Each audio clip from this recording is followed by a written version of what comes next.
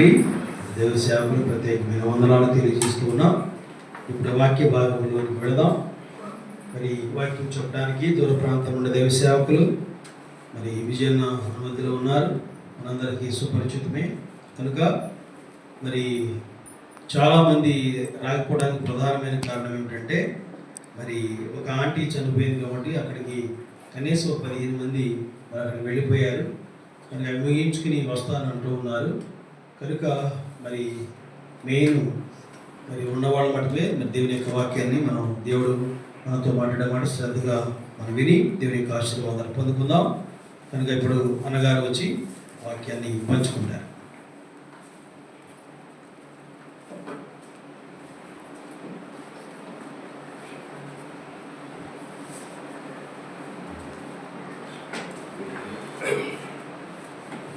మీకందరికీ మన ప్రభువును రక్షకుడైన యేసుక్రీస్తు వారి నామంలో బెల్గాం సామ్రాలని రేపు ఆరాధన మందిరం వైఎస్ఐక్యూ సంఘం శుభాకాంక్షలు తెలుపుతున్నాం. ఈ ఉదయకాల సమయంలో మనం అందరం ఈ విధంగా కలిసి రావడం ఎంతైనా మంచిది. సో దేవుని యొక్క వాక్యానికి వెళ్ళక ముందుగా ఈరోజు ప్రత్యేకత ఏంటి?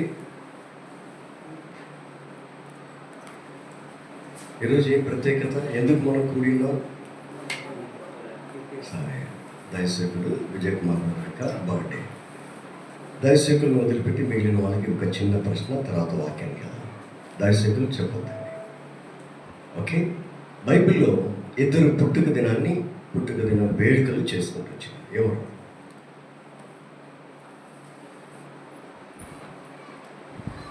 బైబిల్లో చేసుకున్నారు, ఇద్దరు చేసుకున్నారు.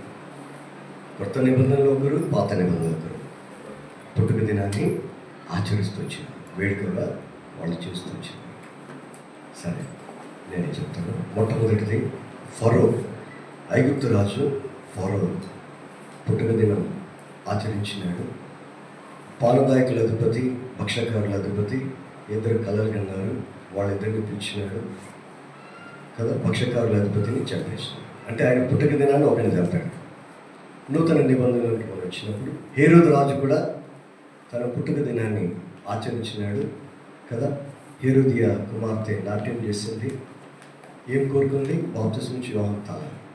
అక్కడ కూడా ఒక వ్యక్తి మరణించాడు. సో ఇద్దరు టాపం చేసుకున్నారు. అక్కడ ఐగుప్తు రాజు అయినటువంటి ఫరో, ఇక్కడ నూతన నిబంధనలో హేరోదు రాజు. ఇద్దరు పుట్టుక దినాన్ని ఆచరించారు.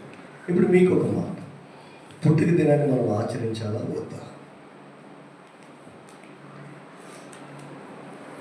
చెప్పండి. మనం ఆచరించకపోతే మనం ఎందుకు ఇక్కడికి వచ్చి చేరినాం? ఎనివే, పుట్టుక దినం మనం ఆచరించవచ్చు. అయితే ఆత్మిక రీతిలో, శారీరక రీతిలో లోకస్తులతో పాటు మనం తాగి తండనాలు అనేది కాదు. కానీ దేవుని బిడ్డలుగా మనం అందరూ కూడి దేవుణ్ణి స్తుతించి ఆరాధించాలి. అది ఒక మనకు అవకాశం. సరే, ఇప్పుడు దేవుని యొక్క వాక్యంలోకి వెళ్ళకముందు ఒక్కసారి దైవసేవకుల్ని మనం తలుచుకుంటే ఇన్ని సంవత్సరాలు, ఇన్ని నెలలు, ఇన్ని దినాలు, ఇన్ని గంటలు కదా, ఇన్ని సెకండ్లు దేవుడు ఏం చేస్తాడు? కాచి కాపాడుతూ వచ్చినాడు.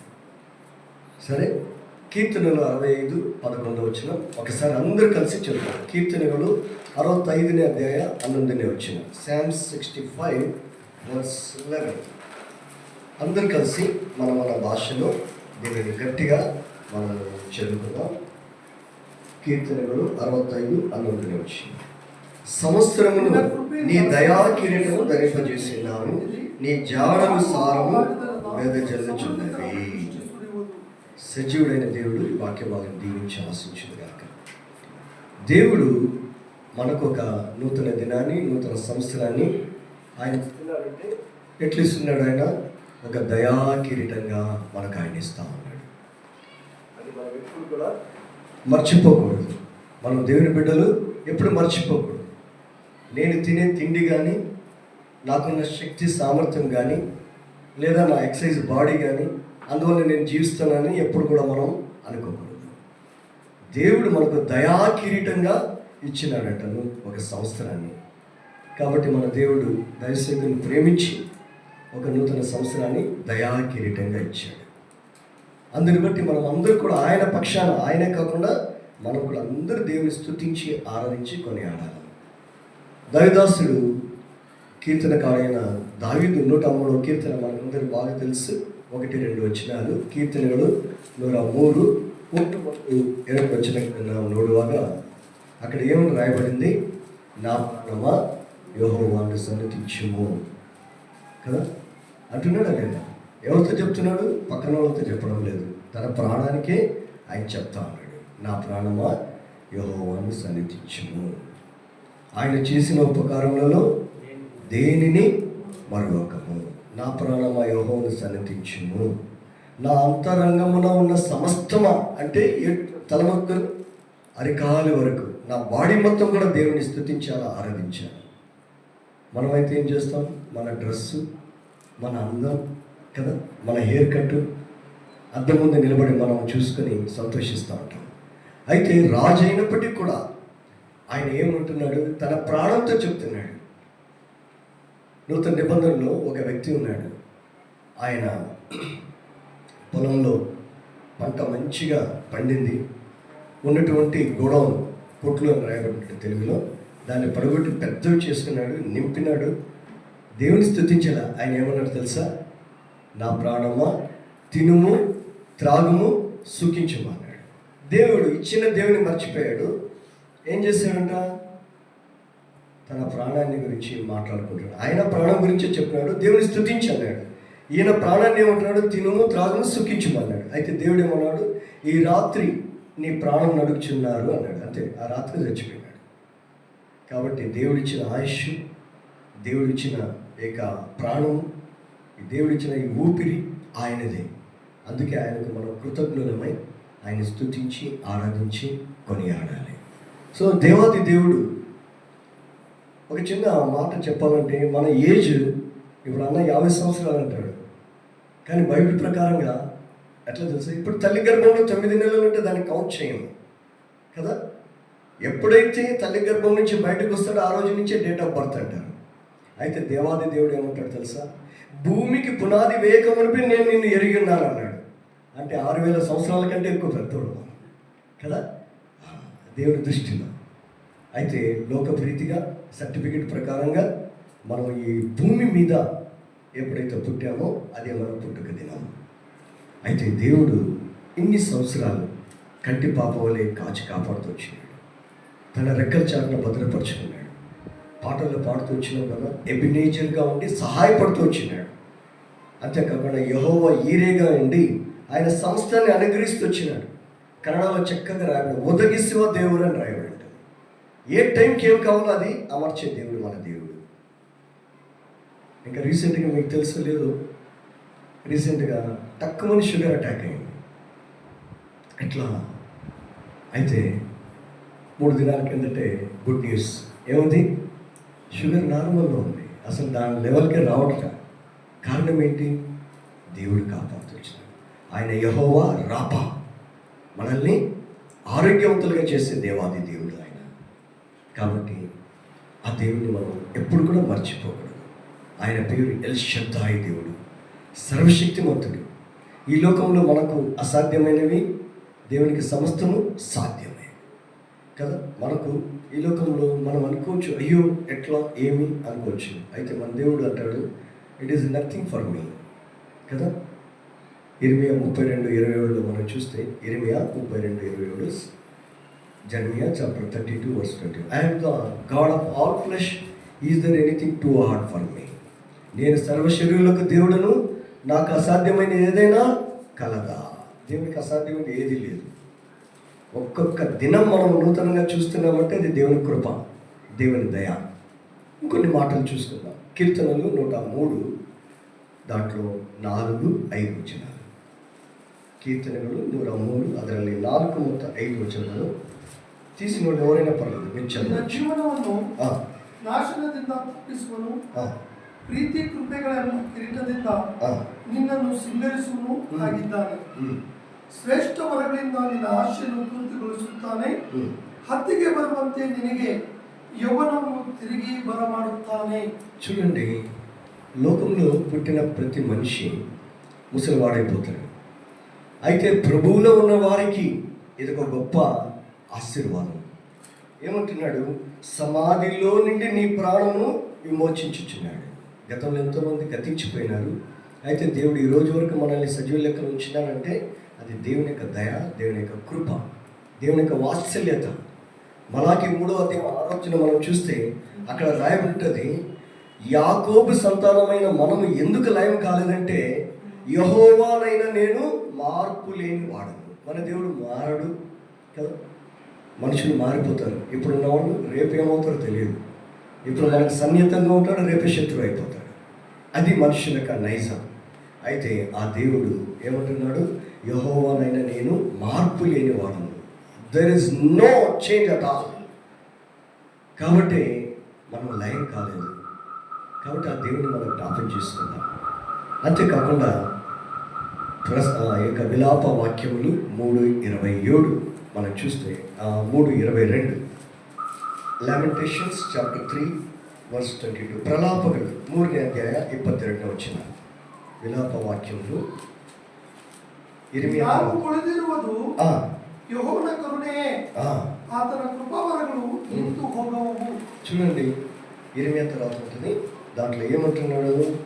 మనము ఎందుకు నిర్మూలం కాలేదు అని అంటే ఆయన చెప్తున్నాడు, యెహోవా కృప గలవాడు, ఆయన వాత్సల్యత ఎడతెగక నిల్చున్నది కనుక మనము నిర్మూలన కాకుండా వారము. మనం నిర్మూలం కాలేదు, మనం ఇంకా బ్రతుకున్నామంటే దేవుని యొక్క వాత్సల్యత కదా. పాటలో ఉంది, దినదినము నీదు ప్రేమ. ఏమంటే నూతనం అవుతూ ఉంటుంది దేవునిది. మనుషుల ప్రేమ ఈ రోజున్న ప్రేమ తరిగిపోతూ ఉంటుంది, కానీ దేవుని ప్రేమ ప్రతిదినం అధికమవుతూ ఉంటుంది. కాబట్టి దైవసేకుడిని దేవుడు ఏం చేశారంటే యెషయా 49:16 వచనం, ఐజయా 49:6, యెషయా 49:16 వచనం, యెషయా 49:16 వచనం. చూడుము, నా అరచేతుల మీదనే నేను నిన్ను చెక్కుకొని ఉన్నాను, నీ ప్రాకారం ఎల్లప్పుడూ నా ఎదుట ఉన్నవి.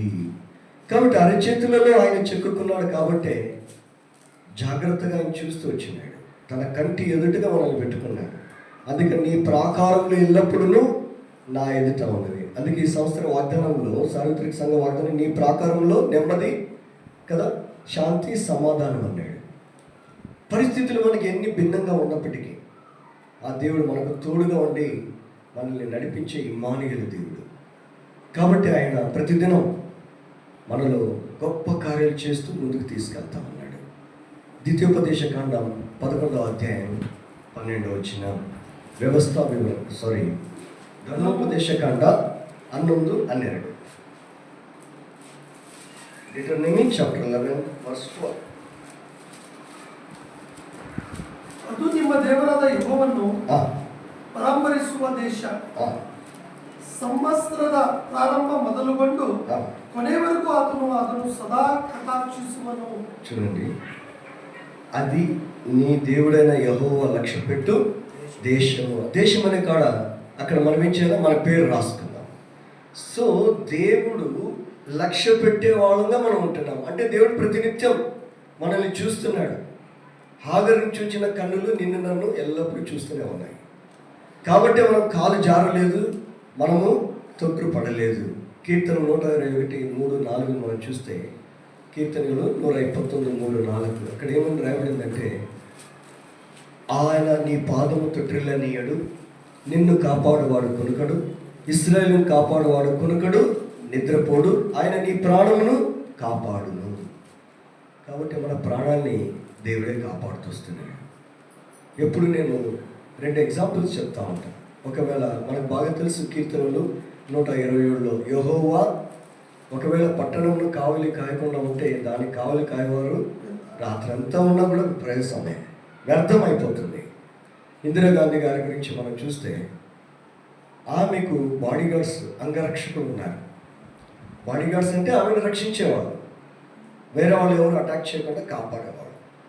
ఉదయకాలం ఆమె వాకింగ్ వెళ్ళింది, గేట్ వరకు వాపస్ వస్తామంది. సత్వంత్ సింగ్, బియాన్ సింగ్ అని ఇద్దరు సర్దార్జీలు బాడీగార్డ్సే, వాళ్ళే ఆమెను కాల్చి చంపేశారు. బాడీగార్డ్స్ కాల్చి చంపేశారు. అయితే దేవుడు కాపాడితే ఎవరు కూడా ఒక్క మెటుకు కూడా తీసేయలేడు కదా. ఆమె కుమారుడు రాజీవ్ గాంధీ పెరుంబూరులో ఎలక్షన్ క్యాంపెయిన్లో వెళ్తూ ఉన్నాడు. ఫుల్ సెక్యూరిటీ ఉంది.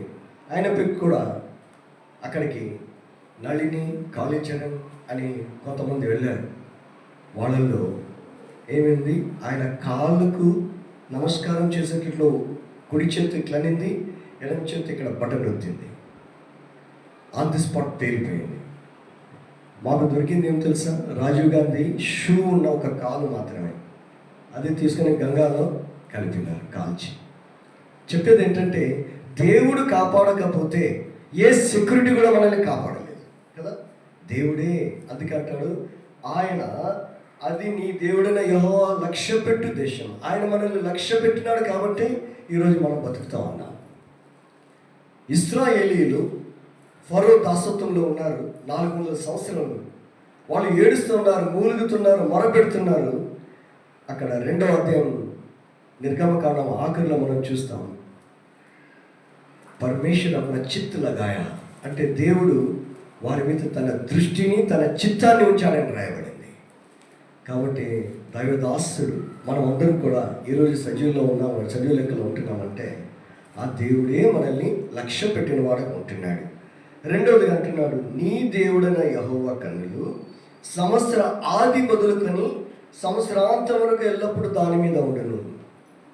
దేవుడి యొక్క కన్నులు స్టార్టింగ్ ఈరోజు చూడండి, మొట్టమొదటి రోజు స్టార్ట్ అయింది, మరలా సంవత్సరాంతం వరకు కూడా దేవుడు కాపాడుతూనే ఉంటాడు, చూస్తూనే ఉంటాడు, అరచేతిలో చెక్కుకొని భద్రపరుస్తూనే ఉంటాడు. మన దేవుడు ఎప్పుడు మనల్ని మర్చిపోయే దేవుడు కాదు. కొంతమంది తల్లులను, తండ్రులను మనం చూస్తూ ఉంటాం, ముఖ్యంగా ఈ జాతరల సమయంలో చూస్తూ ఉంటాం. పిల్లలు తప్పించుకొని పోయినారు, ఏడుస్తూ ఉంటారు, అనౌన్స్ చేస్తూ ఉంటారు, ఎవరో పిల్లలు తప్పిపోయినాడు, ఇక్కడ ఉన్నాడు, స్టేజ్ మీద వచ్చి పిలుచుకొని పోండి అని. మన దేవుడు అటువంటి వాడు కాదు. తల్లిదండ్రులు ఏదో చూస్తూ పిల్లలు మర్చిపోతారేమో కానీ అదే యెషయా 49 అందులో 15వ వచనం మనం చూస్తే, యెషయా 49వ అధ్యాయం 15వ వచనం, స్త్రీ తన గర్భములో పుట్టిన బిడ్డను కరుణింపకుండా ఉంటుందా? వారైనా మర్చుదురు కానీ నేను నిన్ను మరువను. ఎప్పుడు కూడా మనం మర్చిపోని దేవుడు కాబట్టి మనం ఈరోజు బ్రతికున్నాం. అందుని బట్టి దేవుని స్తుతించాలి, ఆరాధించాలి, కొనియాడాలి. ఇప్పుడు ఇంకొక మాట చూసుకుందాం. యెషయా 41:10, యెషయా 49వ అధ్యాయం 10వ వచనం, ఐజయా చాప్టర్ 41 verse 10. ನಾನೇ ನಿನ್ನೊಂದಿಗಿದ್ದೇನೆ, ದಿಗ್ಭ್ರಮೆಗೊಳ್ಳದೆನು, ನಾನೇ ನಿನ್ನ ದೇವರು, ನಾನು ನಿನ್ನನ್ನು ಬಲಪಡಿಸುತ್ತೇನೆ, ಹೌದು ನಿನಗೆ ಸಹಾಯ ಕೊಡುತ್ತೇನೆ, ನನ್ನ ಧರ್ಮದ ಬಲಗೆಯನ್ನು ನಿನಗೆ ಆಧಾರ ಮಾಡುತ್ತೇನೆ. చూడండి ఎంతో గొప్ప దేవుడు ఆయన.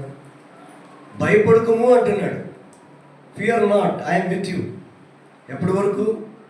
మత్తయి సువార్త 28:20 మనం చూస్తే అక్కడేమంటారు, ఇదిగో నేను యుగ సమాప్తి వరకు సదాకాలం మీతో కూడా ఉంటానన్నాడు. తల్లిదండ్రులు కదా, వాళ్ళు పడుకుంటారు, అప్పుడు మనల్ని మర్చిపోతారు. మన దేవుడు మర్చిపోయేవాడు కాదు, ఎల్లప్పుడూ మనల్ని చూస్తూనే ఉంటాడు. అందుకే ఆయన అంటున్నాడు, యుగ సమాప్తి వరకు నేను మీతో కూడా ఉన్నాను. ఎవరైనా వదిలిపెట్టొచ్చేమో కానీ మన దేవుడు ఎప్పుడు కూడా మనల్ని వదిలిపెట్టాడు.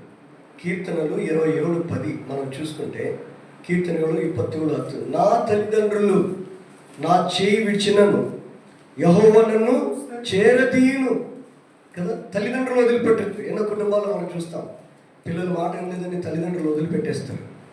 అయితే మన దేవుడు ఎంత గొప్ప దేవుడు అంటే, లూకా సువార్త 15వ అధ్యాయంలో మనం చూస్తాం తప్పిపోయిన కుమారుని గురించి కదా.